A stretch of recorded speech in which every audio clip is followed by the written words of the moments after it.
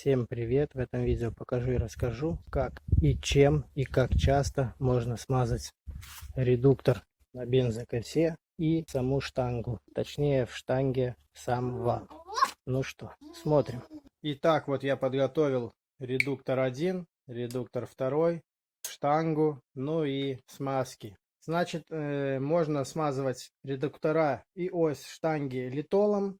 А лучше всего смазывать такими смазками, которые предназначены именно для редукторов, для трансмиссии, где что-то крутится, вертится и так далее. Значит, трансмиссионные смазки бывают высокоскоростные и выдерживают разные температурные режимы. Я всегда смазываю редуктор и штанги ось именно вот этой смазкой, трансмиссионной, так сказать, которая используется для шруцев на автомобиле. Она бывает вот в таких пакетиках. Вот такая. И бывает вот в таких тюбиках. Это обыкновенная смазка, созданная для трансмиссии. Она подходит и для редукторов на мотокосу, для триммеров. На данных редукторах есть 3 болтика. Значит, здесь, здесь и здесь. На этом редукторе есть 4 болтика. 1, 2, 3, 4. Вот эти 2 болтика, а здесь 1 болтик. Они зажимают, затягивают на штангу редуктор. Вот этим болтиком и этим болтиком фиксируется, так сказать, контрагается сам редуктор в одном положении, чтобы был.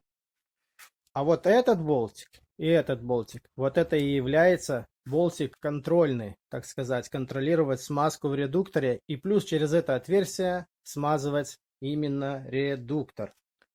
Этот редуктор не смазывается, так как в нем устроен здесь закрытый подшипник, а здесь стоит барабан для сцепления, и все, больше ничего нет. Только смазывается угловой редуктор и штанги ось. Значит, теперь как и чем можно смазать? Лучше всего смазывать шприцом. Конечно, можно напрямую тюбиком, но ты не будешь знать, сколько впустил масла в редуктор. На данный редуктор хватает 10-15 мл смазки.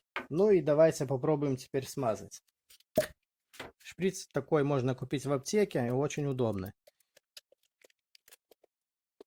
Итак, заправил я шприц 25 мл смазки.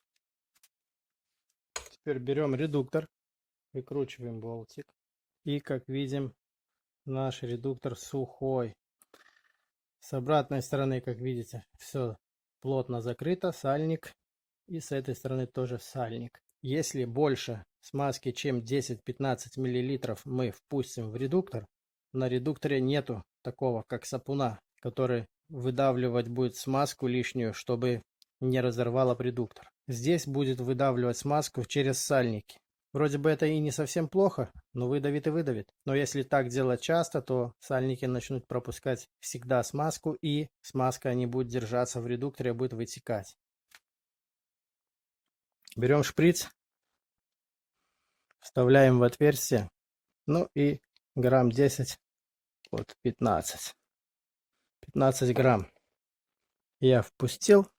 И вот и все, закручиваем болтик. Видим, смазка нигде не вылезла, но вот через отверстие центральное, где входит шток штанги, видно, что смазка есть, которую мы впустили. А теперь как смазать саму ось. Ось вытягивается из штанги вот так.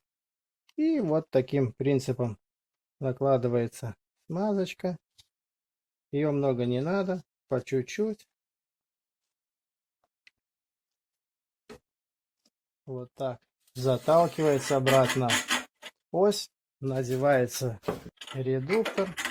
Получается смазана и ось в штанге, и сам редуктор. Ну, вот как-то так. А смазывать редуктор и ось надо один раз в сезон. И этого достаточно. Как видите, очень легко и просто смазать при помощи шприца штанги, ось и редуктор. Может, кому-то это видео будет полезным. Всем спасибо за внимание. Всем пока.